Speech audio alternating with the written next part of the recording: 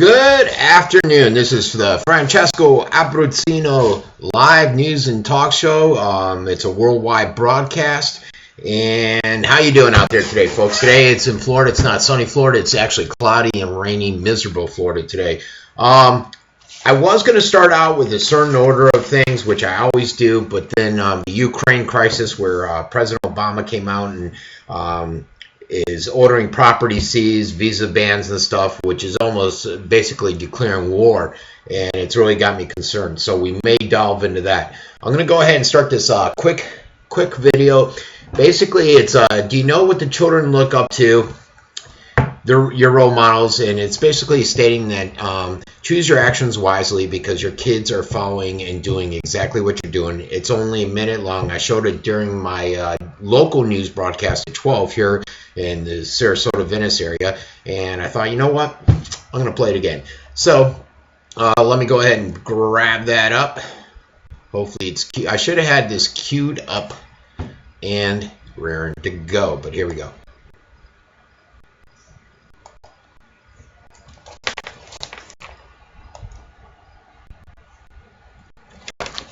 All right, let me start over, folks. For some reason, there's no volume on it. Stop this thing. There we go. You got to love when there's technical issues out there that are causing me issues. Okay. Well, until I can see what I'm doing wrong there, let's go back here. It's going to be one of those days, folks, isn't it? All right, so let me put in my earplugs, get this going. Let's go ahead and we're going to try it one more time and see if we can get this to go for you guys, because I like the video. It's an important video. So let's go ahead and try this one more time, see if we can get it going. Oh, that's why. That's why the mute's down. Okay. All right, folks, here we go. It looks like rain again today. Dark clouds gather and fill the sky. Don't know how to talk to you, just know how to say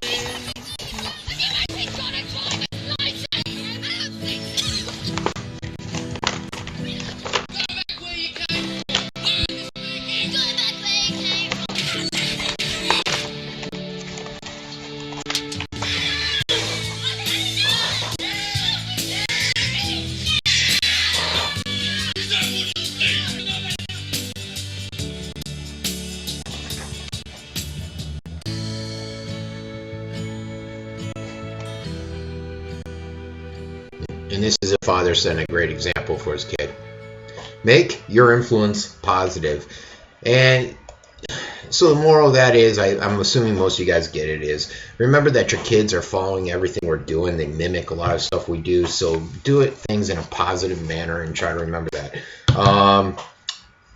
Hopefully that's a good message, sends a good message to you. If you're interested in seeing it, it's on my Educate Inspire website. So let's go ahead and get started with the news. The breaking news is on Ukraine, obviously.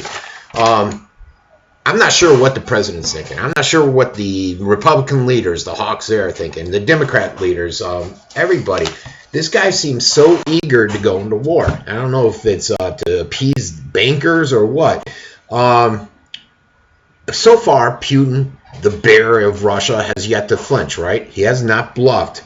He's pretty much said what he's going to do, and he's done what he said he's going to do.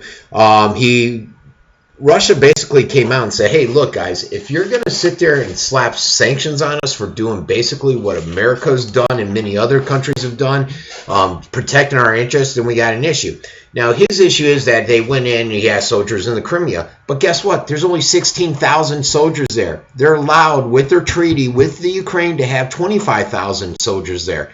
All they're doing is securing their interests. They have a major base there. They haven't really gone and infringed into the Ukraine sovereignty. Not really, if you follow the treaty that they have.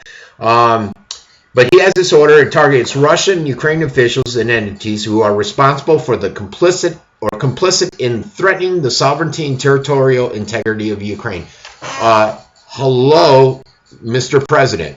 Were you not responsible for or complicit in threatening the sovereignty of the Ukraine when you funneled $5 million or $5 billion, I'm sorry, into fomenting the protest? Were you not getting involved in the sovereignty? That's been proven. It's on record. We heard the Assistant Ambassador Nolan say, hey, we funneled $5 billion here. This is who the puppets that we want. So what hypocrisy is the president using here? According to the statement, all prepares the legal. Okay, basically they can put more restrictions on it. The restrictions could include freezing assets, preventing American citizens from doing business in Russia. Visa bans are also imminent. Now, what did Russia say? And I think I reported on it yesterday. Russia basically said, look, if you do these sanctions against us, we're going to drop the dollar. We're going to stop paying all the American companies because you're freezing our assets. Basically, the actions they would take with the amount of debt, and I don't remember the real number, hardcore number yesterday, but it would put us in a major, major financial crisis, even more worse than what we're in now. Also, and it doesn't just end with the sanctions, folks, and the restrictions. It goes even further. He's sending, and I got some stuff here, jets to to Poland, Lithuania. He's sending F-16s, I think F-16s to Poland, F-15s to Lithuania. He's sending a battleship right out there to the Black Sea. He's doing these sanctions. He's trying to talk tough, and I just don't think we have the room for this to go against a country like Russia, who is backed by China. And trust me, China is not a friend of us, and they would love to see the demise of our economy, of our military strength and everything. So let's go ahead and supporting documentation to this. Let's go ahead first and watch this global conflict section. I moved it up, and we're going to talk about the sending of the jets over to these areas. So let's see. Sorry, I got to scroll down. I didn't rearrange it yet. There we go. And it basically just came out, the sanctions, not too long ago. I was watching the news conference when they were breaking it. There's lovely Chuck Hagel. What an idiot. All right, here we go, folks. Defense Secretary Chuck Hagel appearing before Congress right now, answering questions about his controversial defense budget proposal. The plan would shrink the size of the Army to pre-World War II levels and slash billions from the Pentagon's budget. National Security Correspondent Jennifer Griffin, live at the Pentagon with more. Jennifer. Hi, John. The Defense Secretary and Chairman of the Joint Chiefs had long been scheduled to appear before Congress to talk about the $496 billion defense budget and the cuts to the military this year. Your timing is exquisite. You're coming over here with a budget that we agree on, at least on the numbers, at a time when the world is probably more unsettled than it has been since the end of World War II. The invasion of Crimea, Geneva II collapse, Iran negotiations stalled. In his opening statement, Secretary Hagel addressed the crisis in Ukraine. He said the U.S. was stepping up participation in NATO air patrols over the Baltics and joint training with Poland, adding the Supreme Allied Commander was meeting with his East and Central European counterparts. This is a time for wise and steady and firm leadership. And it's a time for all of us to stand with the Ukrainian people in support of their territorial integrity and their sovereignty. General Martin Dempsey went on to say that the Pentagon was moving forward with requests from the White House to begin planning for a full pullout from Afghanistan. This year's budget calls for the Army to decrease in size to 440,000 troops, the lowest level since the start of World War II, all something that Russia's Vladimir Putin would be carefully watching. We do assume higher risk in some areas in this budget.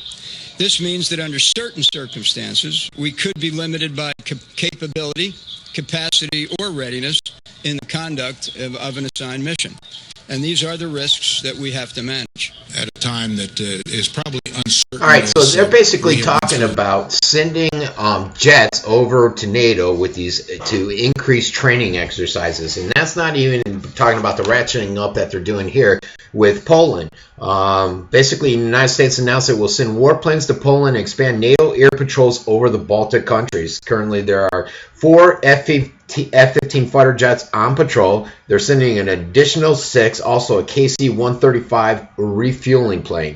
The morning of it's basically out there to help Poland, secure Poland. because their policies are friendly towards the United States. Poland's worried. They've rushed the military up to their border lines with the Ukraine and Russia there. Lithuania, they're a Baltic country, and they have concerns if a war breaks. Everybody has concerns if a war breaks out. Trust me, folks. And remember, one thing I did state, and you're not seeing it in the major media, and I had it up here like 2 or 3 shows ago, where the Ukraine has a treaty, and it was signed by Yeltsin, I believe, Clinton, Yeltsin, and the Ukraine president at the time. And one other party, I can't remember who it was, but they basically said, England's, it was, the guy was in charge, a major, I think it was. They basically said that to protect the sovereignty of Ukraine, if Russia ever comes in to attack the Ukraine, we would have to go to war. You never hear about that out there. There are some pictures I want to show you. It's really developing over there. You have in cities in the Ukraine now where Russians are storming buildings and saying, hey, look, we're for Russia, whereas before it was just the protesters. Also, you have this on the protesters. Where's it at? Right here. There was a phone call. I'm not going to play it. It's pretty boring. It's hard to understand because the guy's dialect and stuff. But basically, Kiev snipers hired by Maidan leaders, basically the protesters that were out there. The snipers who shot at protesters and police in Kiev were allegedly hired by Maidan leaders, according to the leaked memo or phone conversation between EU Foreign Affairs Chief Catherine Ashton and the Estonian Foreign Minister. There are now stronger and stronger to understand that behind the snipers, it was not Yankovic, it was somebody from the new coalition. So they're now saying, look, those snipers up there, they weren't the old government, they're the new coalition. And for some reason, they were firing on both the protesters and the government officials. And the call took place on February 25th. The evidence shows that people were killed by snipers from both sides among policemen, and then people from the streets. They were the same snipers killing people from both sides. And then he stressed that the new Ukrainian government has a dirty past. That's the puppets that the United States decided to put in power. Remember, we released the taped phone call Russia released it. We played it on here, where she discussed the $5 trillion, plus she discussed which puppets they wanted into the office, the concerns with the one guy that was a neo-Nazi, and all that good stuff. Now, let's go to a video. This is stuff, they phrase it, videos from the Ukraine that U.S. media will never show you. So let's go ahead and check that out.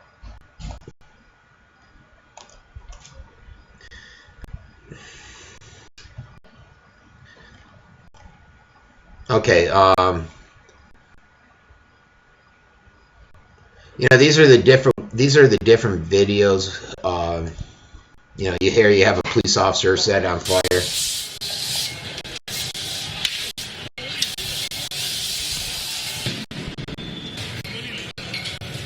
There he is, getting set on fire. And neither party here is oh, here's the neo-Nazi opening marching through Kiev. This is the party that's in control.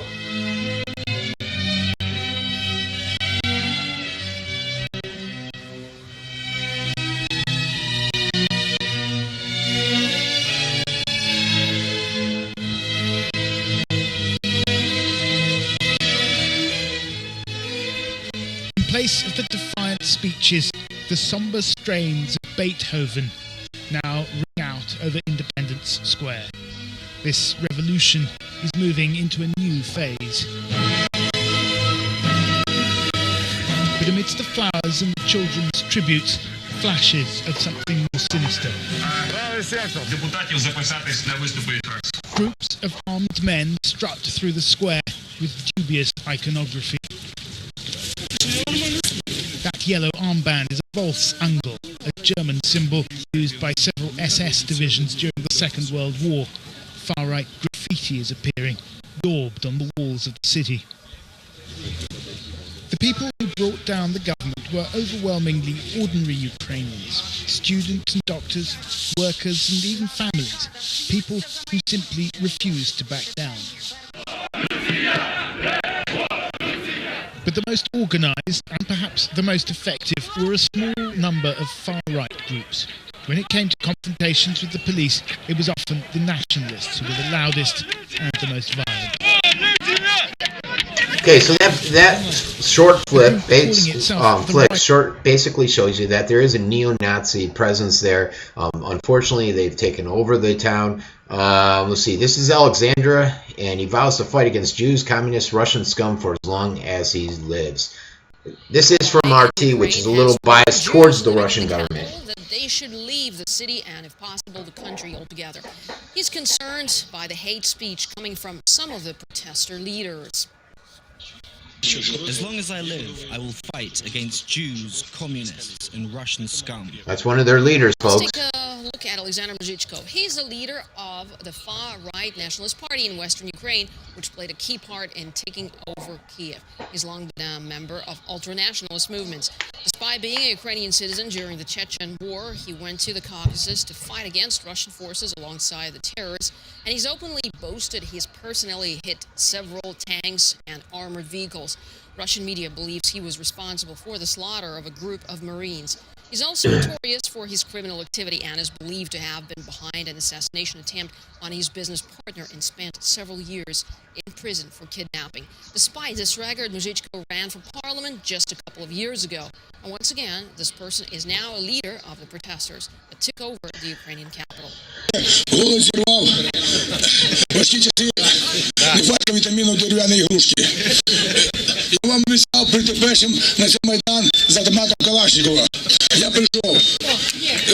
so you get the gist of it, folks. There's an element that's taken over the government of the Ukraine that we helped to put in power, and that we wanted, the United States, and it's not a pretty picture with the new government there, and a lot of people have concerns with the new government or with the past government. Obviously, they were a little crooked, and there were some issues with them.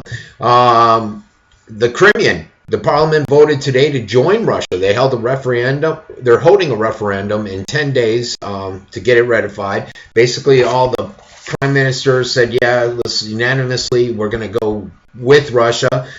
Basically, they're going to have two questions. Are you in favor of the Crimea becoming a constituent territory of Russia? Or are you in favor of restoring Crimea's 1992 constitution, where they basically are part of the Ukraine and have good relationships with both? Let me see something. Okay, and then, sorry folks, I just got to look at it. Okay. Russian military presence in the Crimea Peninsula in Ukraine has been described as an invasion. This is what I was talking to you about. At present, the Russians have 16,000 troops on the peninsula, which means further increase of troops would be permitted because they're allowed up to 2,500. And this is per the 1997 partition treaty signed between Russia and the Ukraine. The Kremlin contends that the move is to protect ethnic Russians who make up the majority of the population in the peninsula. So, you know, the West, not only did the West, America, Europe, get in there and foment this protest, finance this protest. Now they're in there seeking sanctions and restrictions and isolations against Russia for invading the Ukraine, which they didn't. They have 16,000. They're allowed 25,000 soldiers in there. All they did was protect their interests. Now, granted, Putin's not a nice guy. By no means a communist, and by no means is he the best guy out there. But right is right, folks. What we're doing is a little dirty, and I wouldn't want somebody doing that to me. Okay, so here's Rand Paul, and he's basically coming out saying Putin endangered Russia's oil supply by flexing his muscles. Ukrainians will be willing to go to war. Unless you're willing to go to war with Ukraine, Russia, without question, has military might and geographic advantage to control the Crimea and Russian-dominated areas of Ukraine. Their stock market's dropping, and there's exports are unstable.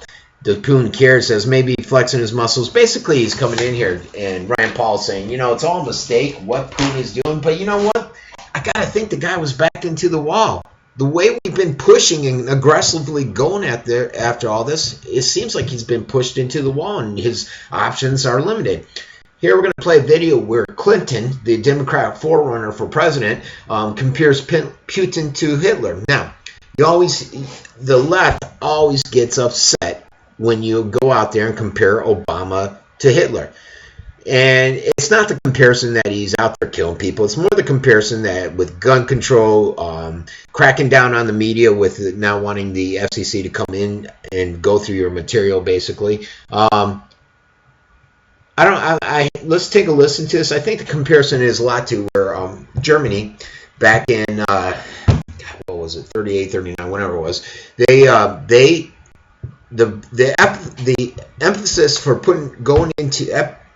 going into Poland was the fact that their ethnic Germans were being mistreated, were in danger, and they had grave concerns. And that's the impetus that they used to go into Germany or into Poland. And Russia's basically saying the same thing. We're concerned about our ethnic Russians in this area, and so we can go in there. I'm hoping that's the comparison she's using there, but I haven't really listened to it yet, so this will be a first for me. Let's go ahead and take a listen to this and see what the Democrat frontrunner has to say and why she's comparing Putin to Adolf Hitler. This is from PressTelegram.com. And I am still having the bandwidth issues, if you can tell, and it may take a while. There we go. Okay.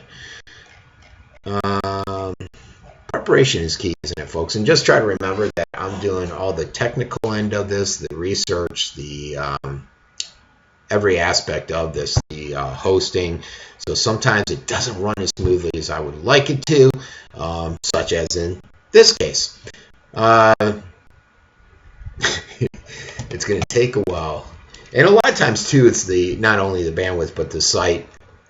If it's user friendly like this, now it's having issues, so we won't go into that. But basically, she did that comparison. I believe the reasoning was that logic of, hey, we're going in to protect the Russian ethnic groups, sort of like Hitler did, saying we're going into Poland to protect the German ethnic groups. Another concern, 30 nuclear bombs amassed at one base, basically, where there's normally 2. Russia's now got 30. So that one I did take a listen to. So let's go ahead and see if we're lucky, and if we can pull that one up. March 6, 2014. That in and of itself is not huge, because as of yesterday, there were only 2 bomber aircrafts at the airport, but planes are there. Well, today we see the U.S. Department of Defense satellite imagery has detected the arrival of more than 30 Russian nuclear bombers to the airfield adjacent to Russia's Borisovsk National Level Nuclear Weapons Storage Facility. And they've observed numerous transfers from the storage facility to the aircraft, which are now standing by along the 2 runways at the airport. As shown in the map below, the Borisovsk National Level Nuclear Weapons Storage Facility is located, and they give the latitude and longitude, near the cities of Pesky, Urupinsk, Balashov. Understand I'm not Russian, so my pronunciation is definitely going to be off here. But that's about 590 miles east of Kiev, Ukraine. Now, according to sources from the National Reconnaissance Office, yesterday there were only 2 bomber aircraft at the airport to the east of the storage facility, and that is typical for this facility, and those aircraft can even be seen in old images. There's a link there. This site will be linked in the article associated with this video. Early on March 5th, U.S. satellites captured an image showing many bombers aircraft had arrived at the base. Later on March 5th, a U.S. stealth surveillance drone flown over a Russian base showed more than 30 such nuclear bomber aircraft had arrived at the airfield. Numerous transfers were observed by U.S. satellites between the nuclear storage facility and the newly arrived aircraft. Those aircraft remain on the runway at the local airport at this hour. Several with what appear to be auxiliary power units attached, indicating the aircrafts are on standby for immediate deployment. As I said, the rest of this will be linked in the article associated with the video, but we have to ask ourselves, what is Russia planning? I mean, that's a lot of nuclear firepower there. Now, it says clearly Ukraine poses no threat whatsoever to Russia, which begs the question, what is Russia preparing for? They certainly are not going to bomb Ukraine with 30 nuclear bombs. So what other targets do they have in mind? Western Europe? All right, so this stuff should get you nervous. It should have you concerned. It's gotten me nervous. It's got me concerned. I know a lot of people will sit out there and say, oh, it'll never happen. That would never happen. But you never know. There are some crazy people running the governments in Russia, here, Europe, everywhere. So, yeah, I'm concerned. And, you know, they got 30 new bombers there. It's the facility where they have their bombs, and they're transferring something over to the planes. Cause for concern. You got Obama over there being taking what I think are the wrong actions. So, what say you? 941-584-4874 is the call-in number if anybody's out there listening. Could be one viewer, could be 30, could be 100,000. I doubt that, but all right. Let's go ahead and get into the rest of the program. Fourth Amendment. We've been covering the amendments as we progress day by day. And let me see. I thought I had. I do. Okay. We have Mark Dice on the Bill of Rights. We're going to play it. He basically is going around asking people to sign a petition, and I played Mark before, and this is to get rid of the Bill of Rights, and he says it like 4 times during each one. They're all like, oh, okay, and except one individual at the end who said, get away from me, I'm not doing this. That's, you know, I fought for this country. I fought for those rights. He was an ex-veteran. And as you know, I've been covering our rights because over the last few shows, we're up to the Fourth Amendment, and that's because I feel like the government, the police, all these government-type entities are just stomping all over our rights because people are not aware of them. They're not familiar with them. So, the Fourth Amendment, the right of the people to secure in their persons, houses, papers, and effects against unreasonable search and seizures shall not be violated, and no warrant shall issue but upon probable cause supported by oath or affirmation, and particularly describing the place to be searched and the person or things to be seized. So basically, an officer can't come up to your house and want to search it without a warrant and some reasonable cause to suspect something's going on in there. And we're seeing the Fourth Amendment, the Second and Fourth Amendment are constantly being violated, folks. Here's one here where the Supreme Court, and I brought this case up the other day. The Supreme Court expands police power at expense of the Fourth Amendment. Basically, this happened on Tuesday in a ruling of Fernandez versus California that when a resident who objects to a search of his residence is removed through lawful arrest, the remaining residents may give the police consent to search without first demanding a warrant. And this was basically passed by the majority of the conservatives in there, not the liberals, which is surprising. Fourth Amendment is designed to restrain police power. That anything objecting to a warrantless search provides sufficient deterrent for these searches. In simple English, up until Tuesday, an objection to a warrantless search of a residence by police or anyone inside was sufficient to turn away the police unless and until such time as they were able to secure a proper warrant signed by a disinterested third party, a judge. On Tuesday, that was all voided, they're saying, because of this decision. So basically, I could be sitting there, my wife and I, we get in a fight, cops come, I say, you know, I don't want you in here. Well, they can arrest me just because they can pull out any one of a million laws out there that are just frivolous, and then say, okay, you've just been arrested, you're sitting in our car because you raised your voice to us. Oh, Mrs. Abbruzzino thinks it's fine to go in your house. We're going to go in and search it now. I'm sure you can see how this could violate our Fourth Amendment right. So we're going to play this Mark Dice on the Bill of Rights, and then we're going to follow it back up with how the NSA data collection is violating our Fourth Amendment rights. So hold on for this one. Mark usually does a great job on this. It's a short version. And it is pretty amazing that he'll go up and say, Obama wants to take away your Bill of Rights. So your Bill of Rights are going to be gone. All right, we're taking away the Bill of Rights. And he'll say it like 3 or 4 times. And and the people still sit there and sign off on it. So it's pretty amazing stuff. Let's see. Hopefully we're going to be able to go here. Okay, we got an advertisement.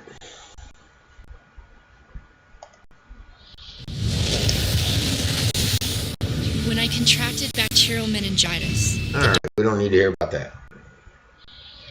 A signature to support Obama repealing the Bill of Rights, taking things further than the Patriot Act in this New World Order. We don't need that old-fashioned Bill of Rights anymore. You just helped to repeal the Bill of Rights. I appreciate it. Thanks, dude.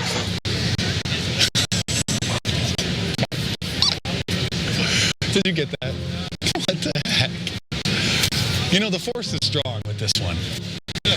You support Obama and repealing the Bill of Rights? Yeah, sure. Yes, sir. Just a name and a signature. We're doing everything we can to help Obama modernize the Bill of Rights in today's New World Order, today's society. So we're helping to... Sure, come on in. Search my house under the Fourth Amendment. Repealing the Bill of Rights. I have no problem with that one list, To sir. repeal the Bill of Rights. I don't think we really need those. And a signature to repeal the Bill of Rights as well. You just helped us repeal the Bill of Rights. Thanks, bro. Will you help us support Obama repealing the Bill of Rights? There's some new legislation. Obama wants to repeal the Bill of Rights, so we want to just show support for that and replace it with new NDAA-type Patriot Act legislation. The Bill of Rights, you've just repealed the Bill of Rights. Thank you so much. We're helping Obama repeal the Bill of Rights, all of them. Really the only one that's left is really the Third Amendment, but that's not really applicable unless we're in a time of war. So a signature to support repealing the Bill of Rights. He's doing everything he can to help repeal the Bill of Rights, to sort of modernize that ancient legislation. So we want to show support. We want to show that the citizens support Obama repealing the Bill of Rights. A complete repeal. Most of them have been completely removed under Bush, and Obama has continued that, but we just want to show that the citizenry is behind him repealing the Bill of Rights. Thank you so much for that. Hey, real quick, just help Obama repeal the Bill of Rights and modernize this old legislation. Just a signature. There's the guy in the hat that tells them to get lost. Signature. What we're doing is the NDAA sort of replaces that and modernizes that Bill of Rights. A birth date to repeal the Bill of Rights. We don't really need them. He's done as much as he could to get rid of them, and a signature to repeal the Bill of Rights. He's done everything he can to repeal the Bill of Rights, but we're showing the citizenry is right behind him repealing the Bill of Rights. Okay. Thank you so much. Obama's done everything he can to try to repeal the Bill of Rights, so we just want to show that the citizenry is behind him. Birth date to repeal the Bill of Rights, and there's only a couple left. Signature. So we just want to support him in his goal to repeal the Bill of Rights in the New World Order. Thank you so much. It's sort of like the Patriot Act replaces the Bill of Rights print to repeal the Bill of Rights. Obama's done everything he can to repeal the Bill of Rights, and so we want to just show that the population is behind him. It's going to modernize the ancient legislation with repeal the Bill of Rights. Yeah, Obama's going to replace it with the NDAA. He signed it up New Year's Eve. We want to. No. It's just the Constitution. It's just. Really totally. But that's an old You're document. Crazy, and I won't even talk to you. Hey, I want to thank you. You're on a kind of camera type of bit. All of these people signed. That was great. Okay, and one more, folks. We're about the NSA, and then we're going to discuss this.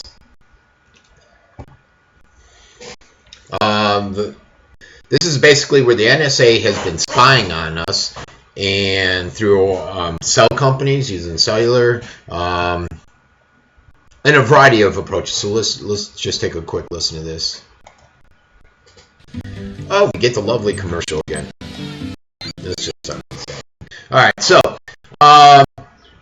Rice went out there.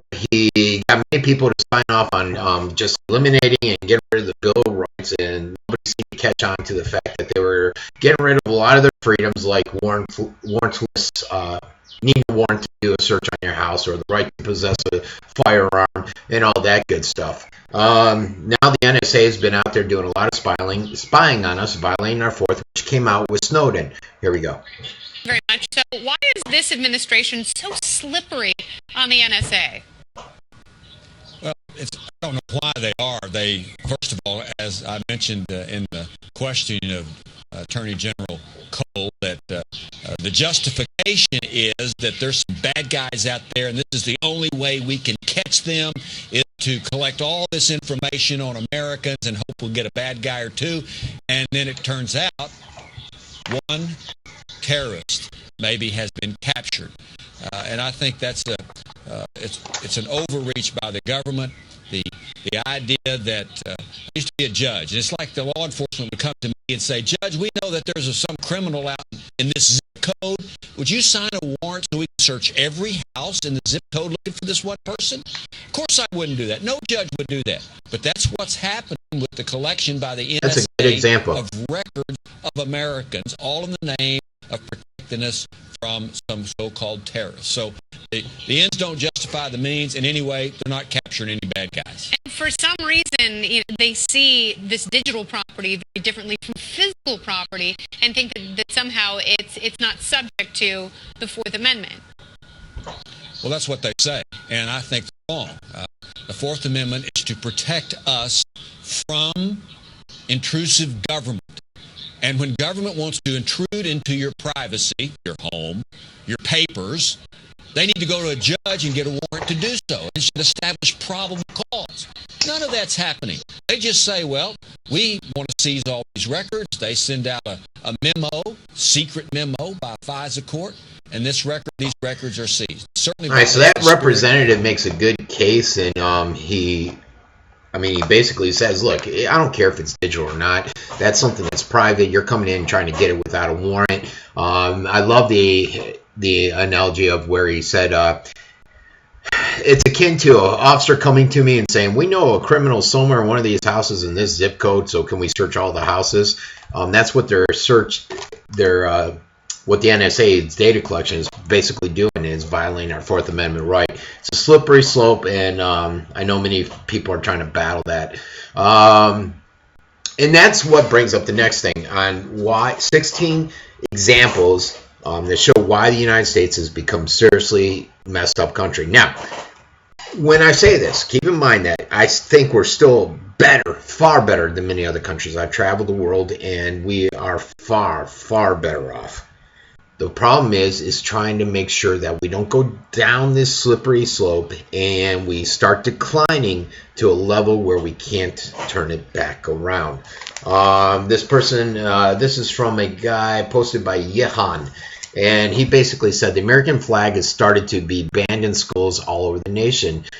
He brings up last week in Darino versus Morgan Hill, and that's where they want to bring the a kid's not allowed to wear American flag on their shirt during Cinco de Mayo. Speaking of the courts, many of them appear to have literally gone insane. Just check the latest one in Massachusetts, where the highest court has ruled that a man accused of secretly snapping photos up a woman's skirt is not illegal because she's fully dressed. I heard that one this morning. Parents are starting to lose the natural affection that they should have for their children. For example, a pregnant mother that already had 3 children recently tried to kill them all by driving her minivan into Daytona's ocean, the Atlantic Ocean. Now, a lot of people will say that's the medication. She had some serious mental issues. The police interviewed her prior to this incident because her sister noticed some issues. In the old days, some people would cruelly abandon their pets in the woods, but now this is actually happening to their children. Michael and Sarah Butcher, both 30, were first arrested on Friday after illegally parking their red truck in a private RV park in Punta Gorda, right down the street from me. Cops later found crystal meth in their car's glove compartment, along with a syringe and a burnt spoon.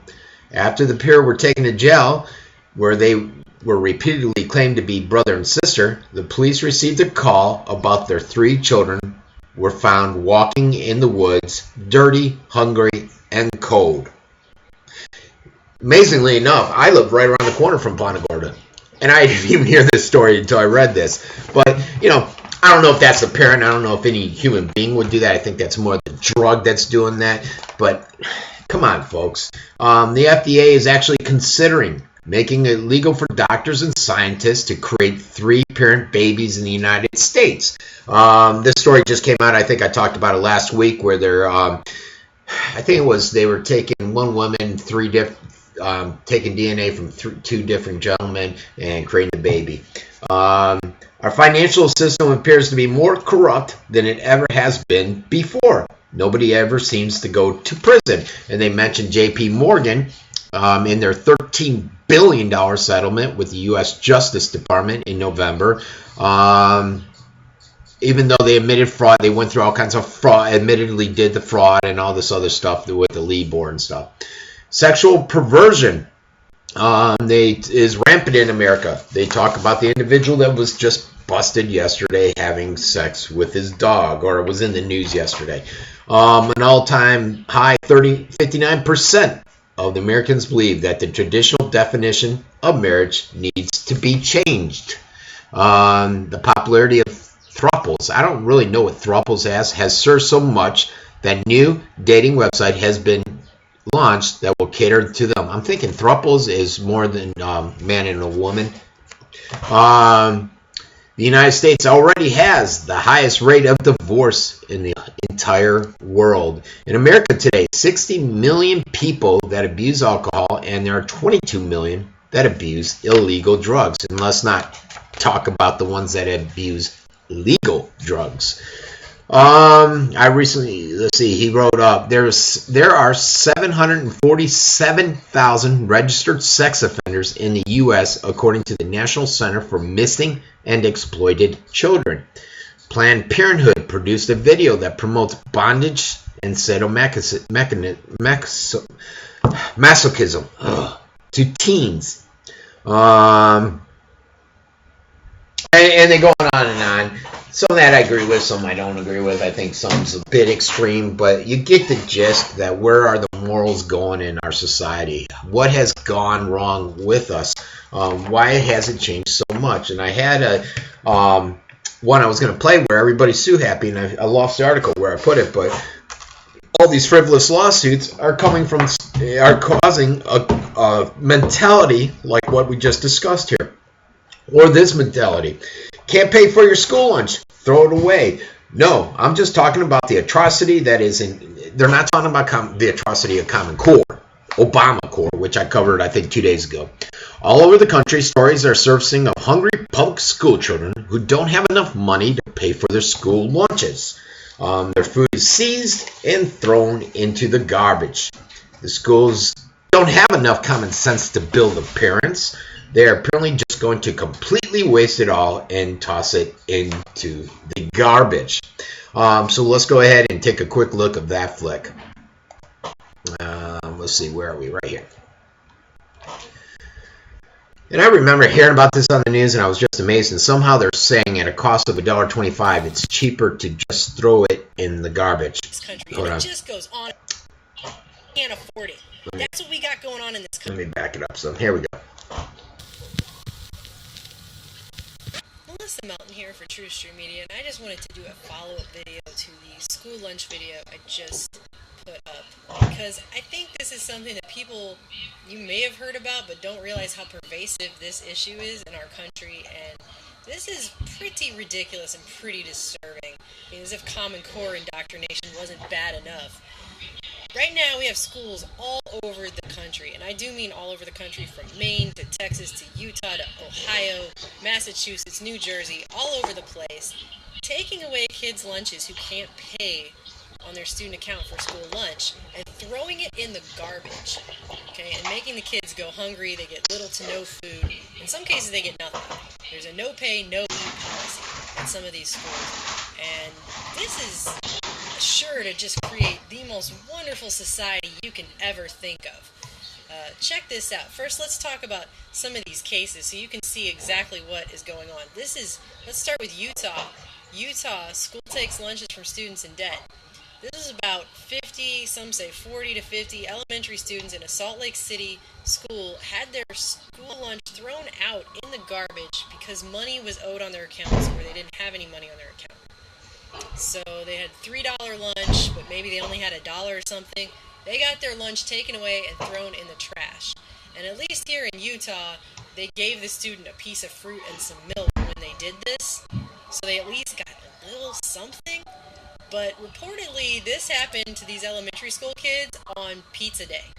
So that's even just so much worse somehow. This happened in Dickinson, Texas. A 12-year-old Dickinson student's breakfast was thrown in the trash because his account was short by 30 cents, folks. So breakfast, we tell kids, it's the most important meal of the day. It's so important, in fact, that if you don't have a quarter and a nickel, we'll take away the breakfast from you and throw it in the garbage. And by the way, the breakfast costs $1.25. So it saves the school money somehow. I don't get let's explain that first of all. I would like someone to explain to me how it saves the school money to throw $1.25 worth of food in the garbage. Waste the food, but the kid doesn't have 30 cents. The school needs that quarter and that nickel so much, right? That makes sense? Okay? Here's another one in New Jersey where they're throwing away the lunch of a 10-year-old autistic boy, because I'm really sure he totally understands exactly the entire machinations of what's going on here. Most 10-year-olds probably don't understand this. It's not like 10-year-olds in this country can get a job. Although some superintendents, like this guy here, David Walker from Maine, Old Town, Maine, he believes that kids in middle school are old enough to understand when they can't pay, they can't have lunch, and they should be able to take care of that themselves. It says here, the no pay, no food. All right, so you get the gist of that, folks. What's happening to our society when we're sitting there throwing away a lunch because a kid doesn't have 30 cents. We're throwing away a lunch on a kid that has some autism issues. What's wrong with us as a people? I would think you'd give them the lunch and then you bill the parents and take the issue up with the parents. If they're not paying, you take some other action. You don't sit there and starve a poor kid to death. What say you? 941-584-4874 is the call in. This next one is just on Europe. You know, everybody thinks we got it bad here, which we do. No matter what they say about how our economy is progressing, it's not as glamorous, I think, as they build it out. You know, they look at unemployment at, 7.1, 7.2, but it's really like 14% if you count the people that decided to stop looking for jobs. Well, it's no better in Europe. Most of the young, I think in southern Italy, it's about 50% of the young do not have jobs. When I was in Calabria, southern Italy, living there, many of them would just sit around all day long, not working. There's just not a lot of jobs there. My sisters still live there, and I was going to have Rosa or Susanna come on here. Susanna doesn't speak English, so that'd be a little tough, but Rosa speaks broken. And they could have enlightened us as to what they're going through there.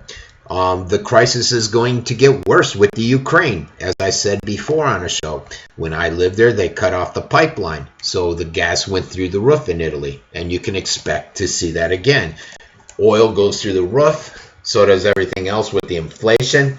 But they're basically in Greece, Spain, Cyprus, Italy, they're all trying to, they're saying the Eurozone unemployment is 12.1 grouped together. They're trying to push through austerity through all these countries, which have basically been a socialist system for generations. And now they're saying we're going to take away all those entitlements. We're going to take away several, and we need you to become responsible countries. We need you to work towards a responsible budget, and the people aren't happy about it. That's what Italy just went through a change of government about 2 weeks ago because nothing's happening. The people are still upset about it. I know in my town of Calabria, the socialist mayor was just left office. Some say it's the mafia. Others say it was the people rebelling. And there was a lot of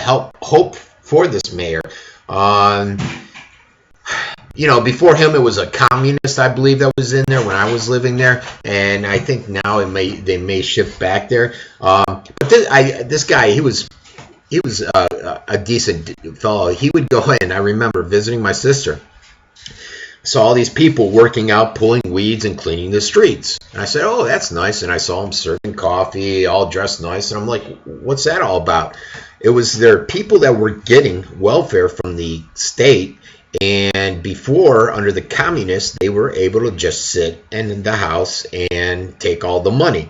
And some of these people would walk around the community acting like they were well-to-do. My sister would tell me and point out, yeah, these people used to act like they had all kinds of money, and then lo and behold, we found out the state is subsidizing them.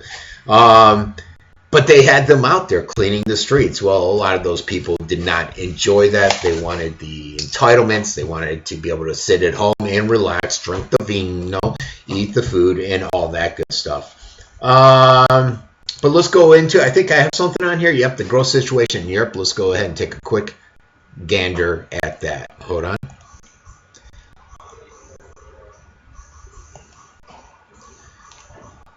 Okay, there we go. All right. Nothing seems to be cooperating with me today, folks, from a technical end of it. It might be that rain out there causing some technical issues, but let's see what happens here. Hopefully we will not be hit with another commercial, but that is going to be doubtful. Yep, there's a commercial. Edward Jones, okay. But Europe's a mess there, folks. When I was there, it was pretty scary. Now, we lived up in an isolated mountain town. I remember getting my daughter some Converses. They cost me about $75, and I was just amazed.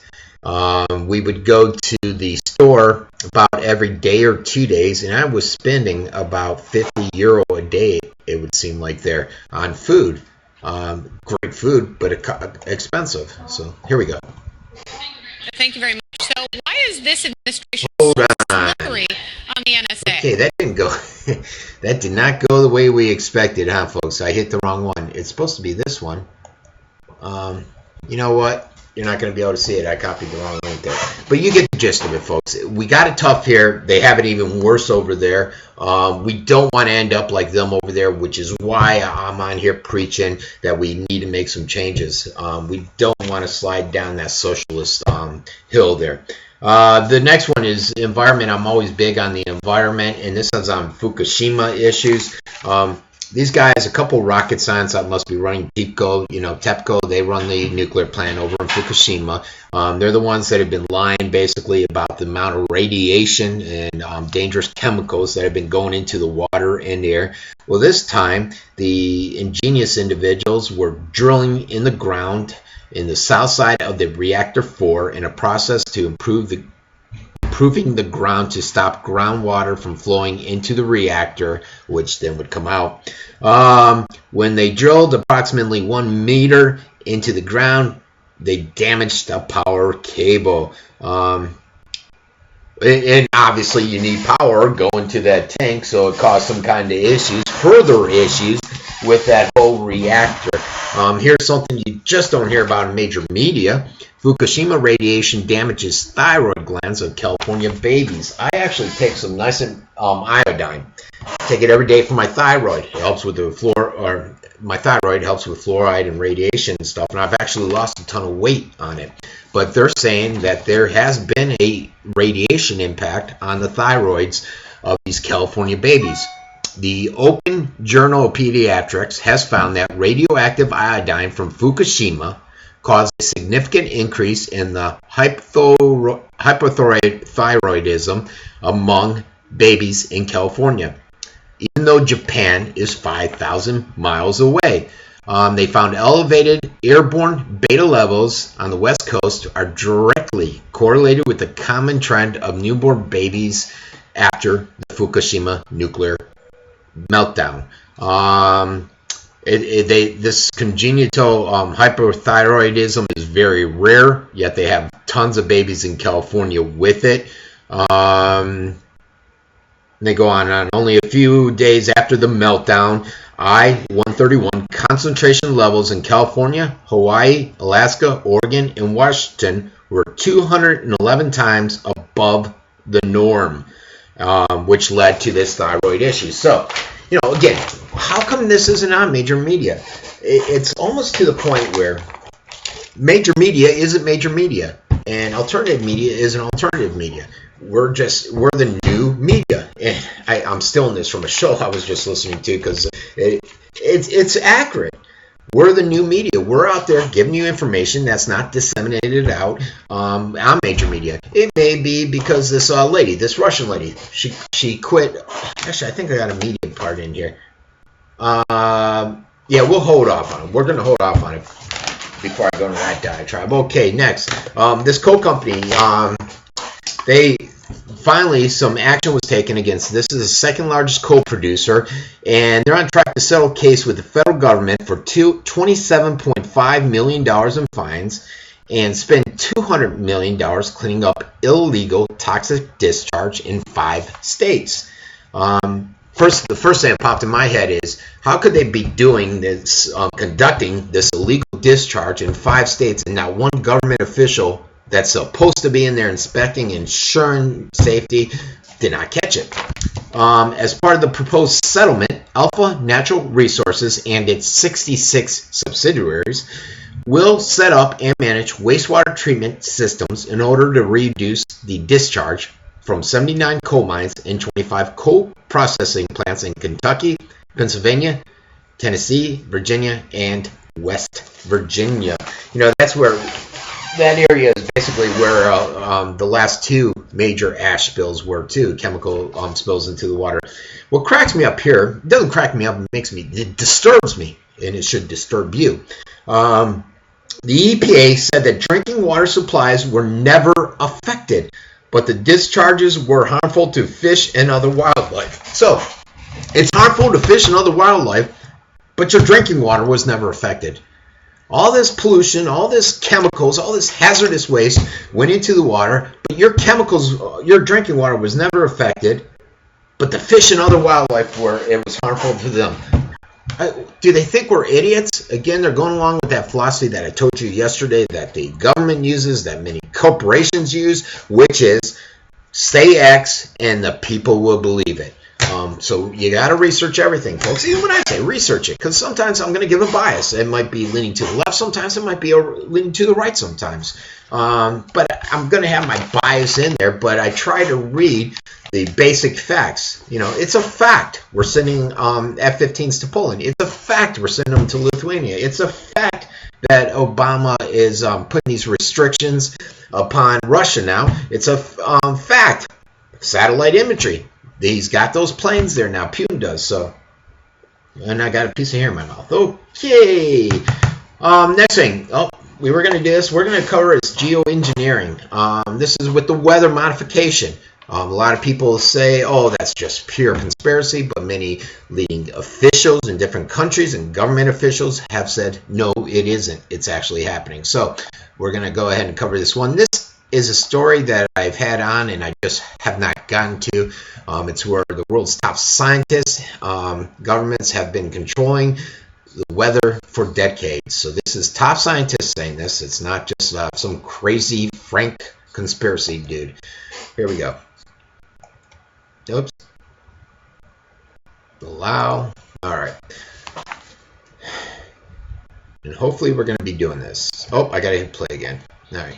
They were talking about climate change yesterday, and now we're learning that scientists and researchers are looking at how to change the weather on purpose. That's right. Lasers now could one day manipulate rain and lightning. CBS This Morning contributor Michio Kaku is a physics professor at City College of New York. Professor, nice to see you. Extraordinary seeing Al Gore and Bill Clinton there together with Charlie, wasn't it? That's right, yeah. Yeah, they did not get into this discussion, though. But it is fascinating. Lasers, really? To change the weather?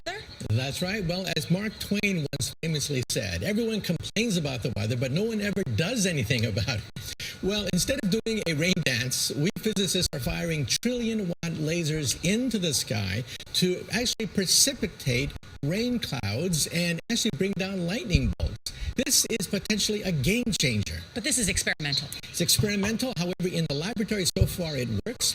When you have water vapor and you have dust particles or ice crystals, you can precipitate rain. it condenses around the seeds. These seeds can also be created by laser beams. By firing trillion-watt lasers, you rip apart the electrons, creating what are called ions, and these ions act like seeds, like dust particles, bringing down rain and even lightning. Go ahead. Well, this is fascinates me in part because, too, I remember reading the stories that China had used this during the Olympics, that the USSR had used this after Chernobyl to create rain clouds. I mean, did those really work then? We have some of these capabilities now? Inconclusive. Even in the 60s, the CIA used this to bring down monsoons during the Vietnam War, to wash out the Viet Cong. Governments have been playing with this thing. Alleged to. Now, we realize that for decades now, these governments have been alleged to have experimented with weather control, but nothing conclusive. This time we're bringing in the laws of physics rather than simply waving our hands and uttering mumbo jumbo. We're actually using trillion-watt lasers now. And in the laboratory, sure enough, they precipitate rain out of water vapor. Sure enough, you can actually bring down electricity down the beam. So what does it mean for drought areas that need to have rain for crops? And if they don't have it, there's the consequences of famine. Well, the bad news is if it's a clear blue sky, it's not going to do anything at all because it only takes water vapor that's already in the air and condenses it. However, for floods, for agriculture, farmers, for people planning wedding parties, a football game, you name it, outdoor events. All right, so the technology's out there, folks. It's always being denied, but it's out there. Allegedly in Vietnam, it was used. Allegedly. What say you? 941-584-4874. The IRS hearing Obamacare changes make American nation men, not laws. This is on yesterday. ISA had the IRS committee meeting. The committee. Which committee is this? The House Oversight Committee meeting on the IRS targeting of conservatives. ISA canceled it because Werner, I think her name's Werner, decided that she was going to plead the fifth again. Elijah Cummings, a Democrat, got upset because he wanted to voice his political thoughts, how it's a dog and pony show and they're targeting, they're trying to make political points with the committee, which Isa said, go ahead, you can talk, but you're better off going on with the cameras. Isa approached the media and explained he was talking into a mic in an adjourned meeting. Mr. Cummings came to make a point of his objections to the process we have been going through. This week, the Obama administration announced that it would be shredding the Constitution in order to delay implementation of Obama's signature law, Obamacare. And he keeps going in, he keeps making all these amendments to the law, and he doesn't have that power, yet nobody's stopping him. And I just don't understand it. Nobody's taking action to stop him, as if there is no mechanism in place to take action. The IRS exercised both legislative and judicial power in denying rights to conservative nonprofits. It created a be on the lookout list designed to discriminate. So this basically, the faith in government is basically it's hitting all-time lows. A lot of people don't trust them because of politicians and what they're doing. It's not just Democrats, it's Republicans too. Those guys are, both of them are horrible, and I have a certain amount of disdain for each. We're going to go ahead and go to this video.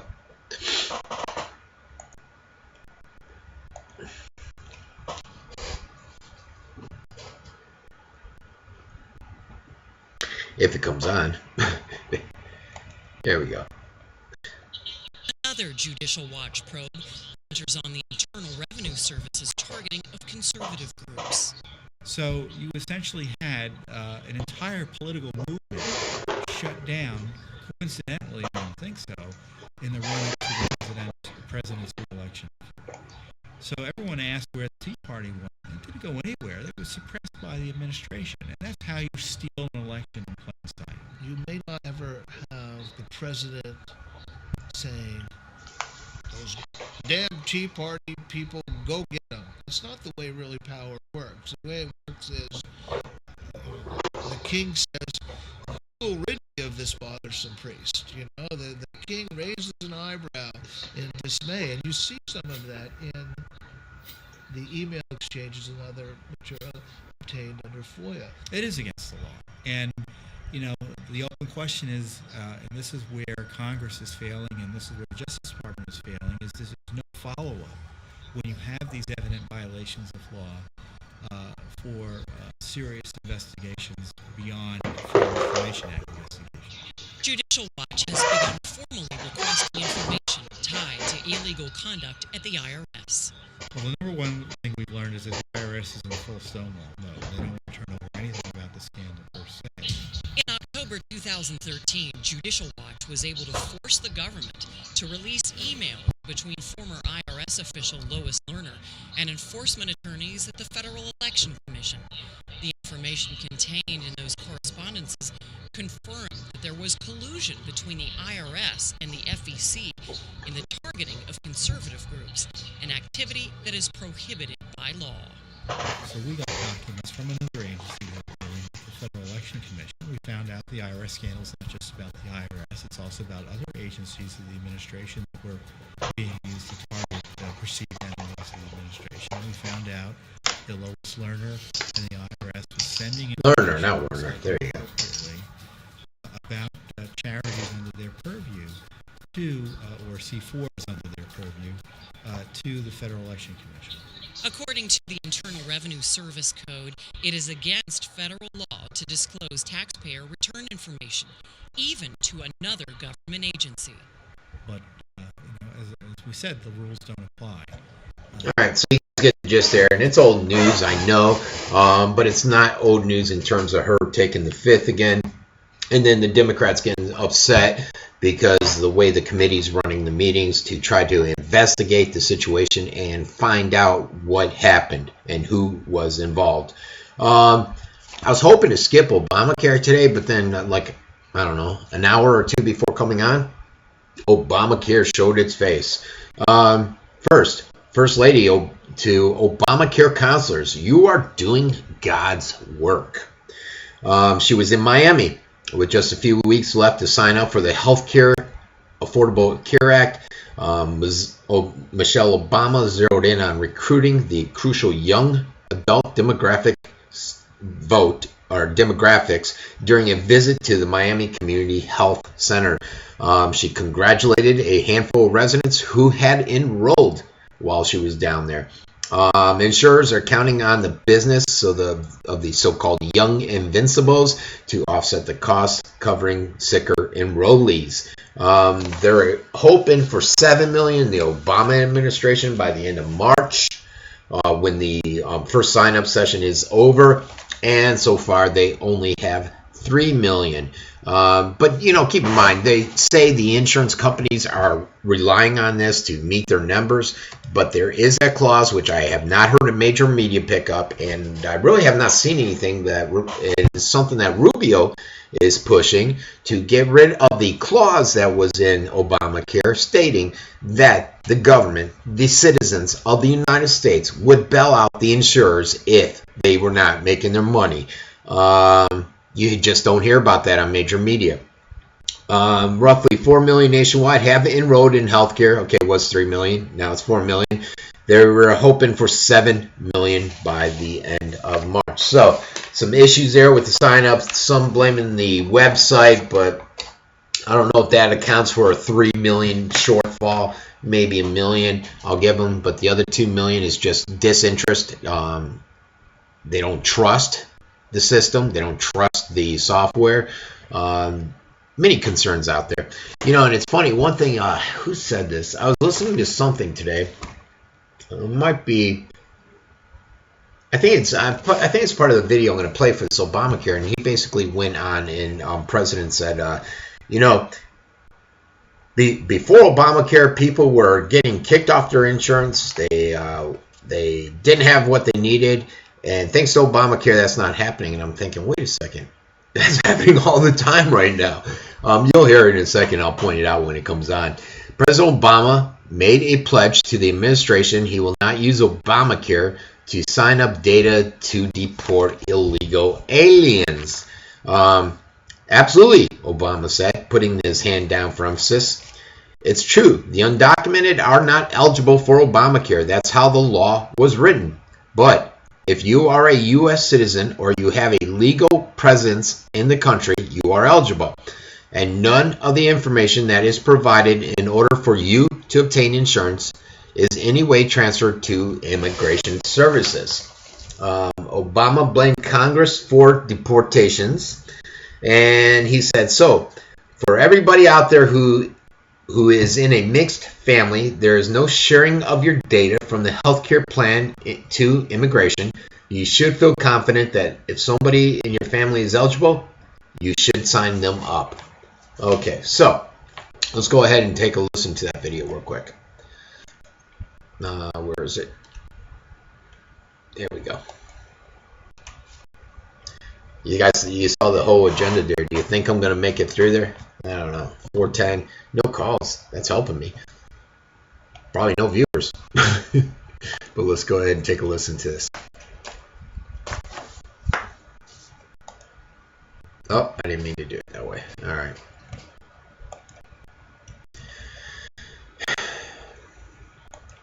Here from the pledge of personal promise that the information provided in the registration process will not be used for deportation purposes in this country. Absolutely. Let me break that question up because there are a bunch of different issues. First thing that everybody needs to know with respect to healthcare is if you are a U.S. citizen or you have a legal presence in this country, then you are eligible for this healthcare program. It's true that the undocumented are not eligible. That's how the law was written. But if you are a U.S. citizen or you have a legal presence in this country, you are eligible.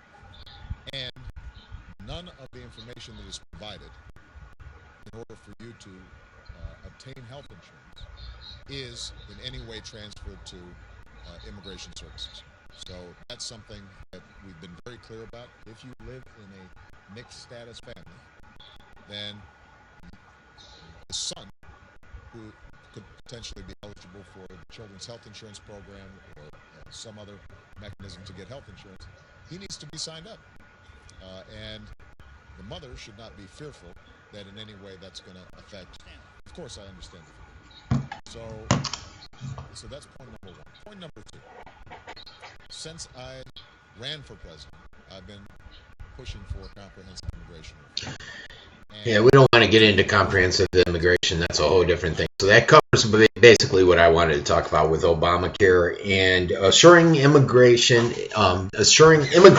that they will not be turned over to immigration.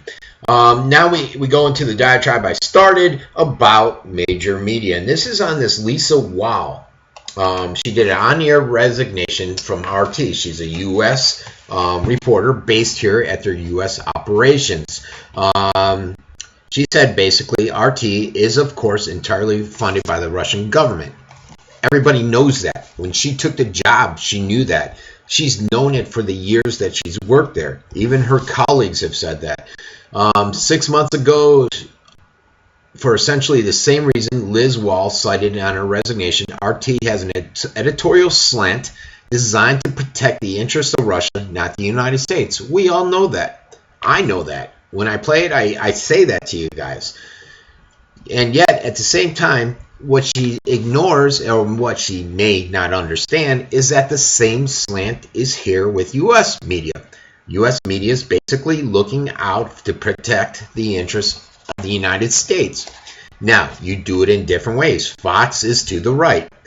MSNBC, I think they have an office at the White House.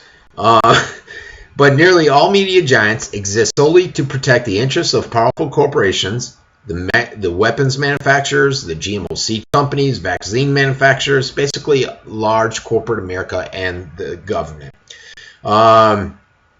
So we whitewash too. The U.S. media whitewashes things, and you can't help it. I'm here, independent, alternative media.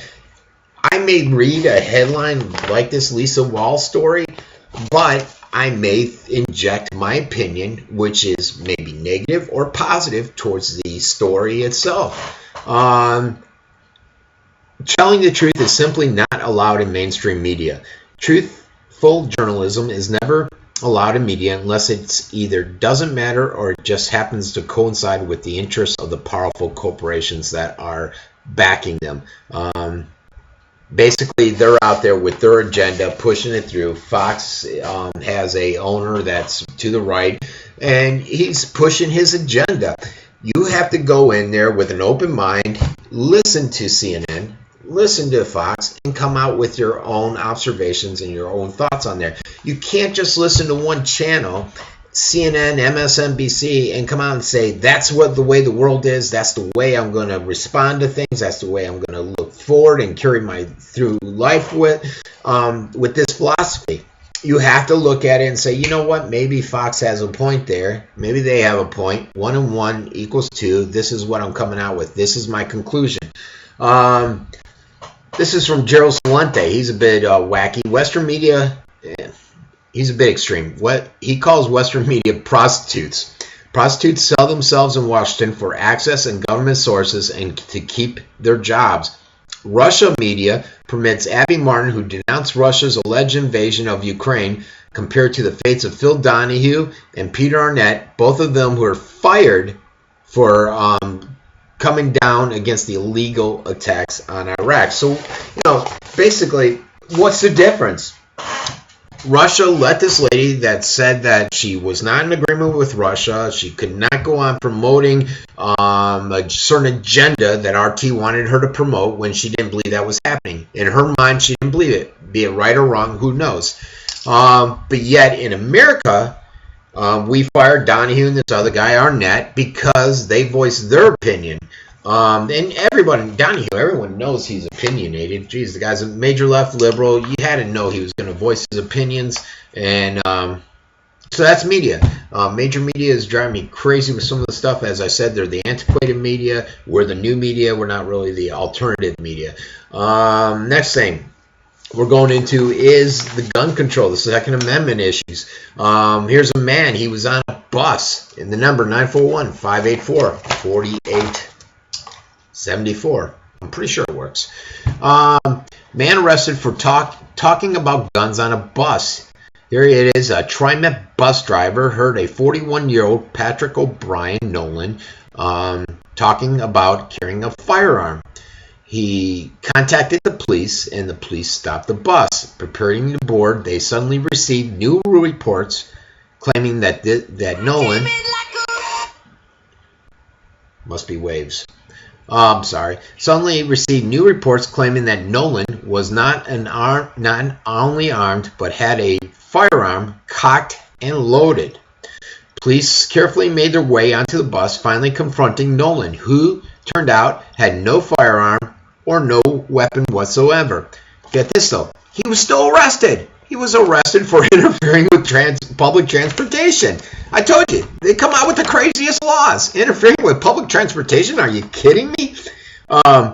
Oregon State, though, has a law preempts any regulation that restricts the possession or transfer of firearms under ORS 166.170. This arrest clearly illustrates the establishment over-the-top reaction to anything that's Second Amendment related. Come on, folks. They went on. This driver, I don't even know if this driver had an agenda. He says the guy has a gun. Somehow he tells them it's loaded and cocked and ready to go. They get on there. There's not only is it not cocked and loaded, there is no gun. But yet they still arrest him because he's interfering with transportation. He didn't do it. The bus driver interfered with it. If the bus driver would have minded his own business instead of concocting the story, they would have never been stopped. So now this guy's got all kinds of legal bills. He has to deal with this issue, and it's getting out of control. Facebook, they're to place guns in the same category as porn. They were pressured by the Mayors Against Guns and this mom's demand action, and they were pressured into changing their rules. Facebook's now treating gun-related content as pornography on social media sites, including restrictions on users under 18 from seeing firearm-related content and forced indoctrination of gun control propaganda targeted to its users interested in firearms. Facebook's now pushing gun control propaganda and restricting pro-gun speech. The new policies were announced today in conjunction with gun control group Mom Demand Action. which has spent the past month harassing Facebook to make the change. And they go through the different changes. And to make it even worse, what they're doing is they're going to go out and go out of their way to promote anti-gun use on Facebook with this new change. Call me crazy, but come on, guys. We have a Second Amendment for a reason, and it's just being trampled on in so many powers. You know, the global influentials out there. I don't want to use a term that the alternative media generally uses, so I'm trying to think of another term. Will go out there and yeah, lost my train of thought. Okay, so next we're going on police, and this is a new policy. I just came across this when I came on here, and let me see where. Okay, I don't have it here. I just came across it. It's Sarasota, where I live. The Sarasota Police Department now has, I don't know if they're paying a nice license plate reader or what, but they're out there where prostitution is in Sarasota. They're filming cars that are stopping and talking to these prostitutes. Regardless of if they're asking for directions or what, regardless if it's your friend or whom, they're sending a letter to the person that stopped. They're reading the tags, getting their information, send them a letter saying, hey, we noticed you're talking to a prostitution. It's not welcomed. It's not advisable. It's illegal. It needs to stop. So they're sending these letters out to the house. How lovely. I'm driving down the road, or my buddy Ricky's driving down the road in my car, and he decides to stop and ask for directions. Okay. Sorry, no waves, folks, tomorrow. He decides to stop and ask for directions. And lo and behold, they read the copy of my license plate. My wife gets a lovely letter, opens it, and it says, yes, your lovely husband, or somebody driving the car, stopped and was soliciting a prostitute in Sarasota. I come home from a hard day at work, open the door, and the wife has got all my clothes out on the yard. She's beating me over the head. She's thinking I'm out there sleeping around with prostitutes. All because this crazy letter came to my house. Talk about an invasion of my privacy, and that's where I say they're taking pieces by piece by piece by piece, and it's getting a little ridiculous. Here's one. Texas resident Larry Davis ran a stop sign. He insisted that he consumed only one beverage. The breathalyzer test that Austin police performed had him blow 0.00. Nothing. They have a take no chances policy where basically they take you in and arrest you. Even if you don't smell like alcohol, they said, there's a video out there, and I think I have the video on here. They said that he was acting as though he had been drunk. Let me see. Yep, there it is there. Okay, so we're going to watch it. And to me, he didn't look drunk at all. And basically, they arrested him, and they do this all the time, whereas 30% of the drunk driving cases are dismissed because they have this policy of take no chances. Again, abuse of powers. Well, come on, folks. The guy had no alcohol. They said, well, maybe he had another drug. He tested no other drugs. And, you know, let's take a look at the video. Hold on one second. Let's see here. Where am I? As you can see, I'm all over the place. All right, there we go. There we go. All right. And this happened in Austin, Texas. It's funny. I just heard this police chief from Austin on a show recently where he was talking. He seemed like a nice guy, but this seems a little extreme. Too bad, so sad. Bye-bye. There's the individual right there, Larry Davis. And they show briefly. Okay. Oh, hopefully it's going to pull up. But in the meantime, we'll talk about another story as I'm trying to pull up this information. Is it up higher? There we go, right there. All right. Remember, folks, I'm doing all the technical and everything. So it's not as easy as it looks. And we're live, unscripted, unedited. So, all right, let's get this guy playing.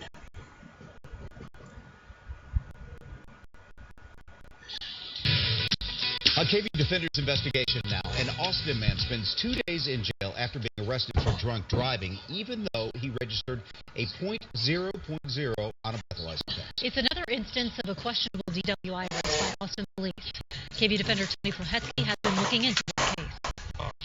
Tyler Terry, we reported on these types of cases in previous investigations where a person's breath test is below the legal limit. But this one stands out for a couple of reasons. And tonight, Austin police are standing by their decision to arrest the man in this case, even though prosecutors said they had no evidence to move forward on a DWI case. January 13th, 2013, Austin police pulled Larry Davis and his vintage Buick over in Northeast Austin after running a red light. Soon, they're investigating him for DWI.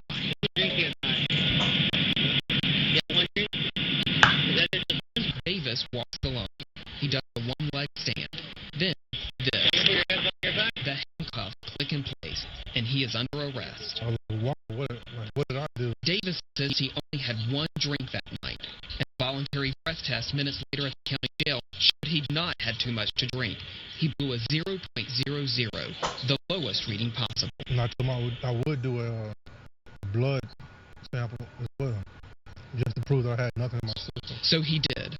That test looked for 7 types of illegal drugs in his system, and when the results came back several months later, they too tested negative. When the evidence arrived on his desk a few weeks later, Davis's lawyer couldn't believe what he saw. My reaction was, this is shocking that this happened. So why did Austin police arrest Davis here in this parking lot? Well, they say it's a judgment call, whether to let a potentially drunk and dangerous person drive away or take them to jail. The defenders first told you about cases like this in the 2011 Joint Austin American Statesman investigation. Cases like Bianca Fuentes. Austin police arrested her for DWI, even though she tested below the legal limit, .08. Her case was later dropped.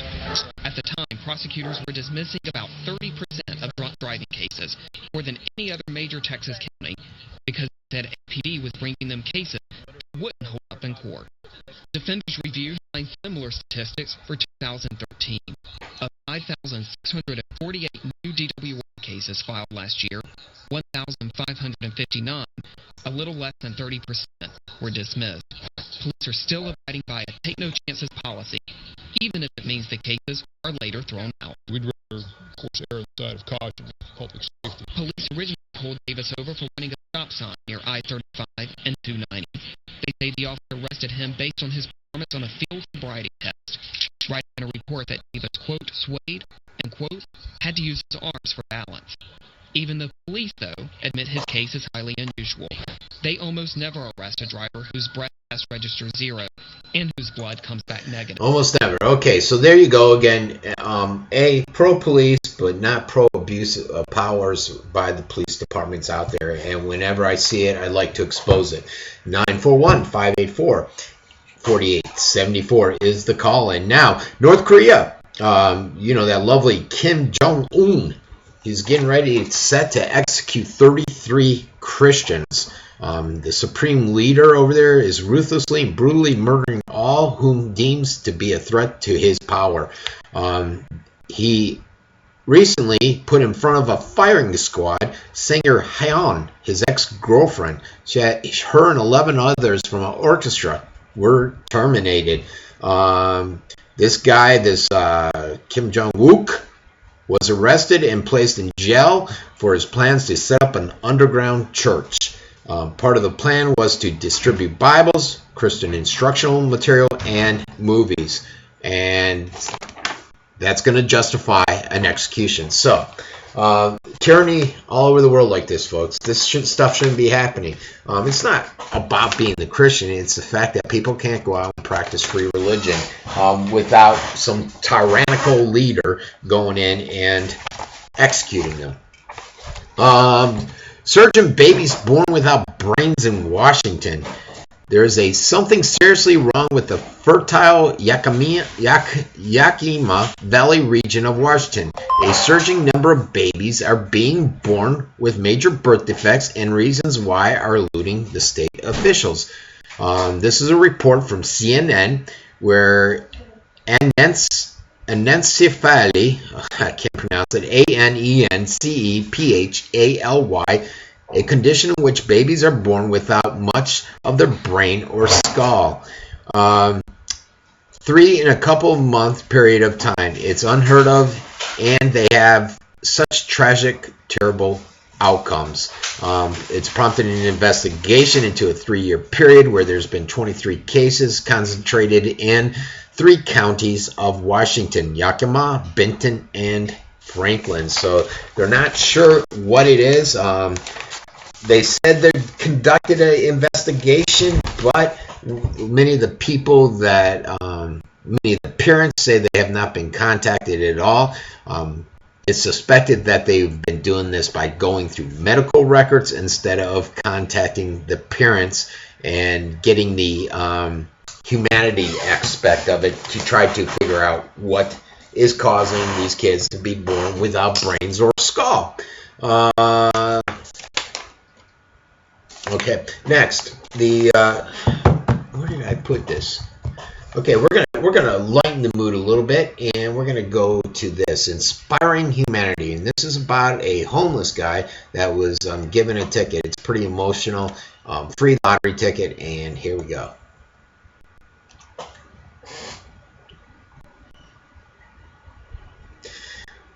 As luck would have it, my connection is slow, and it's going to be hard to pull up.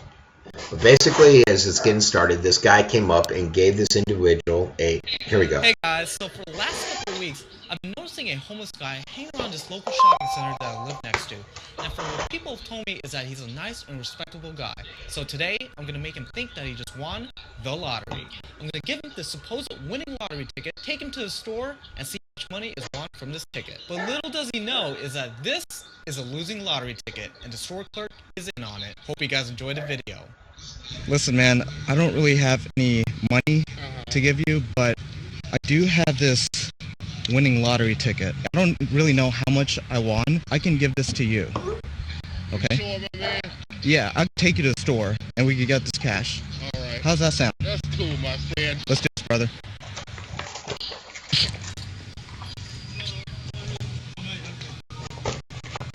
I just want to see if we won. The store clerk is in on it. $1,000. You won $1,000. You're kidding me, right? You're kidding me, right? Come on, man. You kidding me. You kidding me. Okay, here's your money. 1, 2, 3, 4, 5, 6, 7, I'm not kidding you, man. 8, 9, 10.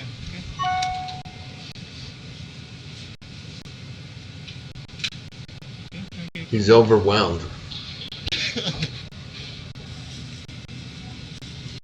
want to share it, man. Oh, come on. That's all yours, man. Just share it. No, that's all yours, man. It's right here with enough for me. It's all good.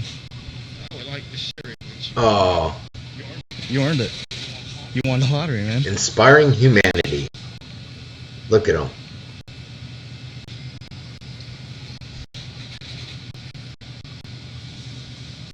Here.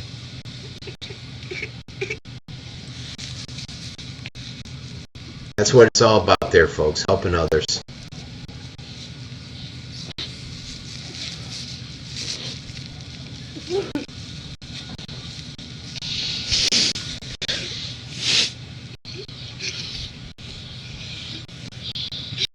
Come on, let's get out of here. Isn't that great, folks?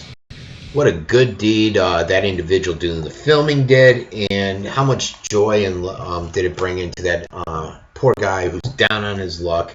I just thought that was great. I thought it was great. We're going to skip around a little bit based upon time. I'm going to go to this privacy issue. It's a new one, and it's the license plate readers that I've been telling everybody about that many cities, police forces are utilizing. But it's not just the city police forces. It's private entities, private companies, individuals can go out and use these scanners.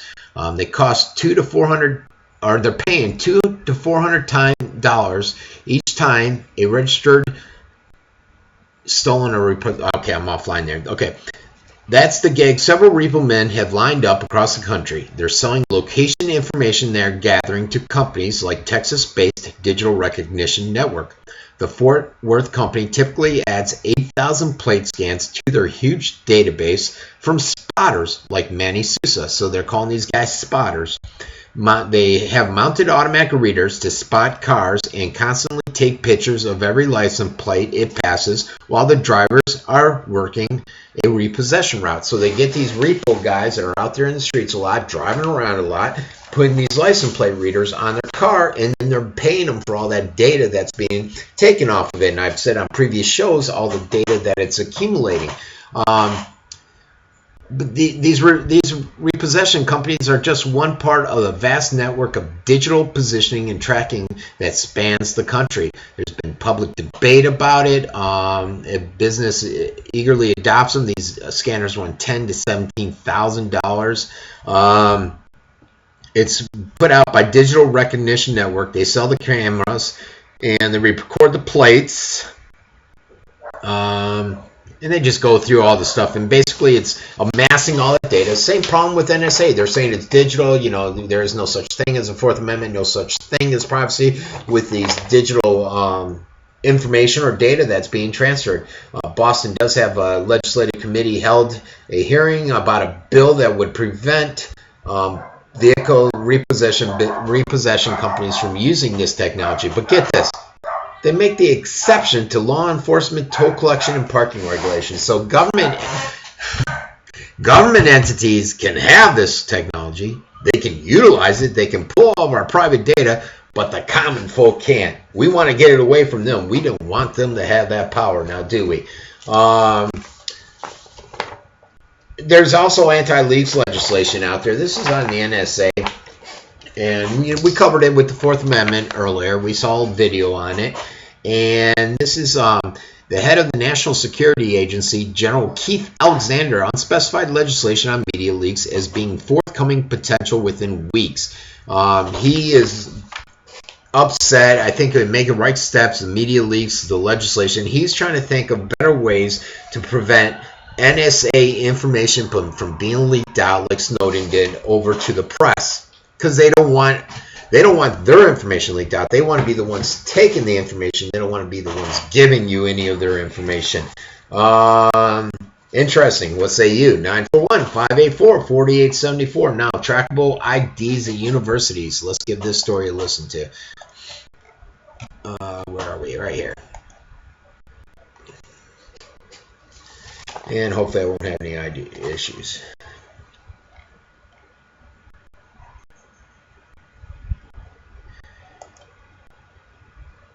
This is an interesting story, folks, that I think you're going to enjoy.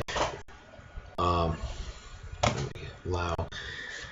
it's about Tennessee State. Here we go. Policy at Tennessee State University. News Channel 5's Andrea Klein-Thomas sat down with administrators. She joins us live from the university with more on how it works. Andrea. Well, Vicki, many companies, just like our own, require every employee to have a photo ID. Well, that's no different here at TSU, but administrators say that the photo ID may keep students and staff safe. See, they're pushing the whole safety agenda again to try to take away more of your privacy rights. It's already difficult for students to get around campus without identification. I use it going to the cafeteria, going in and out of my dorm, and driving on campus. A new policy has students and staff lining the halls at the campus police department. Each one is required to get new identification that starting on March 1st must be prominently displayed while on campus. Kind of reminds me of high school, I guess. I guess it's okay. It's a public university, so. This is the new one. The design is different. Okay. And this is the one that manual for faculty staff. More than the design has changed, the technology has too. It can now now restrict access to certain areas, along with track who's coming in and going out of different buildings. And that gives us another arm to aid our students in identifying potential problems on the campus. Problems that lead to crime. Just this fall, there was a rash of vandalism on campus, and last month there was a shooting near one of the dorms. The victim was not a TSU student. It's important that we all know who is a student just for our own personal safety. A lot of students don't understand why we're getting this, and they find it annoying. The change is part of a broader effort to improve safety. Safety or an indoctrination to get used to being spied upon. Put in some additional lighting. We've hired additional staffing. We've put in new access points. We've replaced most of all of our old access points. A minor inconvenience, some students say, to keep them safe. I mean, you might think at the beginning, but it'll be for our good at the end. So I'm excited. Now again, that new policy. See, folks, again, they're selling people on being safe. How the heck is wearing an ID that tracks your every move going to make you safe? It's not real time. The police aren't going to be able to get there in a nanosecond to save you. It's all about getting you used to getting your every day, every second of your day, your lively activity tracked. Here's another one. They're pushing police. Police want access to security cameras inside public schools. Police are now pushing to gain access to security cameras inside an Austin Independent School District. Boy, a lot of issues with that Austin Police Department, huh? Department announces a sprawling surveillance rollout that hopes to add a myriad of cameras to city streets. But in addition to putting a myriad of cameras all throughout the streets, they want the schools. The department right now is using 39 Halo, high-activity location observing cameras installed throughout Austin, which monitor in real time Austin residents' mundane routines. So they have cameras throughout the city already, all over the streets, and you know, I could just be walking around thinking that I'm got my own private little thing going on, and they're sitting there monitoring it. They're not monitoring it because I look like I'm going to commit a crime. They're not profiling me. They just are monitoring it to delve into my life, my privacy. Access to, let's see, citizens concerned the cameras will violate their privacy. Oh, no duh. Would never tap into private places, they said. We would never do that. We would never tap into a private location. Where does it end? Are we eventually going to end up with a police state? And a police state is when people watch you all the time. Isn't that what's happening, folks? People are watching us all the time. Just one more way the public school system is used to condition young Americans to accept the shackles of prison-like culture where constant surveillance is the normal part of everyday life. So do more cameras belong in the classrooms? I don't think so. 5.9 million cameras there are for every 11 people. UK still has the highest homicide rate. Oh, that's in the UK. UK has 5.9 million cameras there, or 1 for every 11 people, and they still have the highest homicide rate in all of Northern Europe. So they don't help you. Forget the safety thing. That's just a selling point to take away your privacy, to spy on you. I think I showed something else. I illustrated something else where they were saying safety, and they went in and found that crime did not decrease with this technology. So the government keeps trying to sell you that's for safety, and it's not. There's nothing safe about it. There's a new Pringle chip that I saw out on Fox today, and I thought, wow, that's perfect. It's some spicy thing. I don't even know, but I started looking into what Pringles are made of and to understand the nature of Pringles and this old stackable chip. So, if they're not made of potatoes, what are they exactly made of? The process begins with a slurry of rice, wheat, corn, and potato flakes that are pressed into a shape. The dough-like substance is then rolled out into an ultra-thin sheet and cut into chip cookies by a machine. So they're not potatoes? Potato chips? I thought they were potatoes. They have acrylamide, a cancer-causing and potentially neurotoxic chemical, is created when carbohydrate-rich foods are cooked at high temperatures, whether baked, fried, roasted, or toasted. Hence, it can be found in potatoes, grains, and coffees. How much acrylamide are you consuming?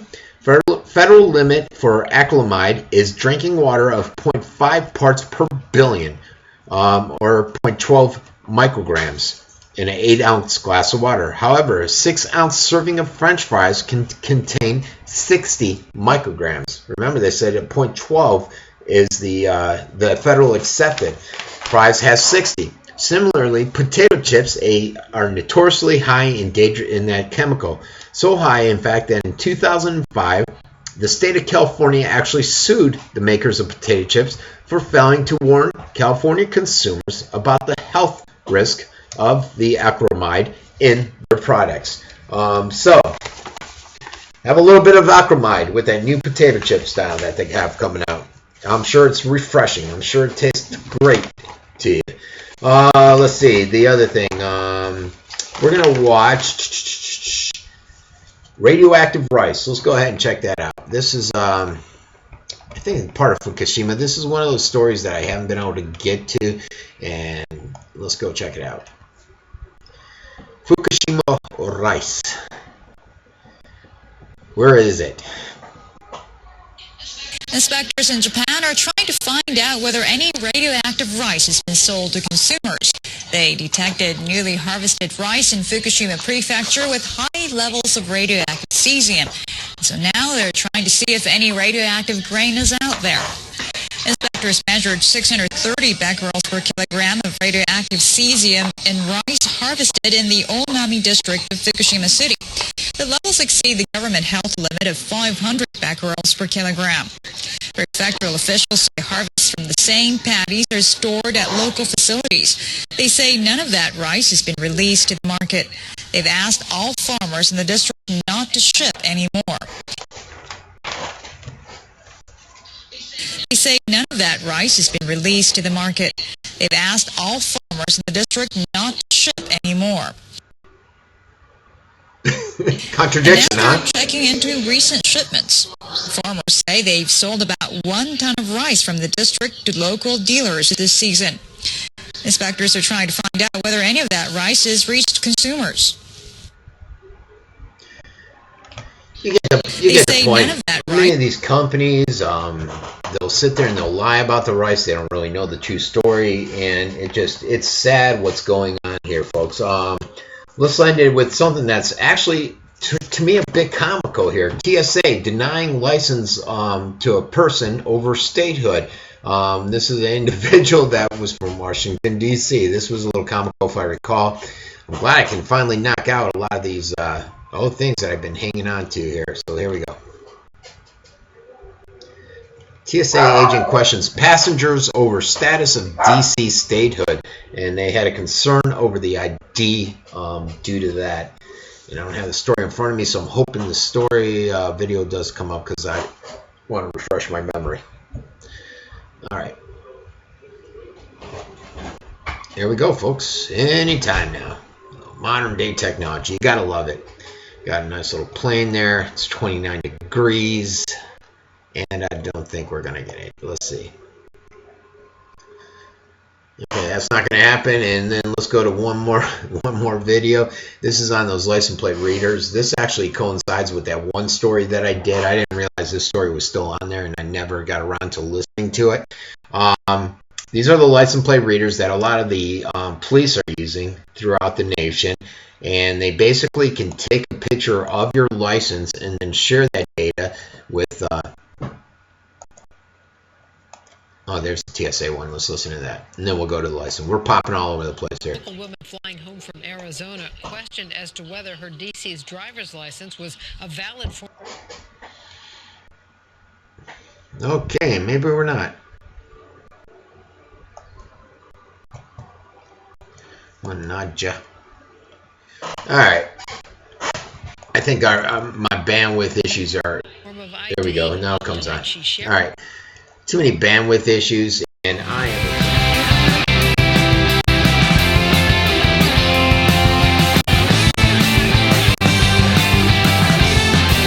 Is it there? There you go. I got all this. Those are what we call EOBs in the medical business. And then I got all this stuff to code. Just came in just before the show. So I got a lot of stuff to do, and that's with a job that actually pays me and lets me survive. This gig here doesn't give me anything. It doesn't give me a dime. Wait, it just takes up a lot of my time. So that's it for Francesco Abbruzzino in this worldwide broadcast. Hopefully you guys walk away with some new information, some great ideas, and I've enlightened you a little bit. We'll let you know what's up with Ukraine, if there's any new news that comes out, and I'll keep you updated on my Facebook page. For Francesco Abbruzzino, everybody have a great night.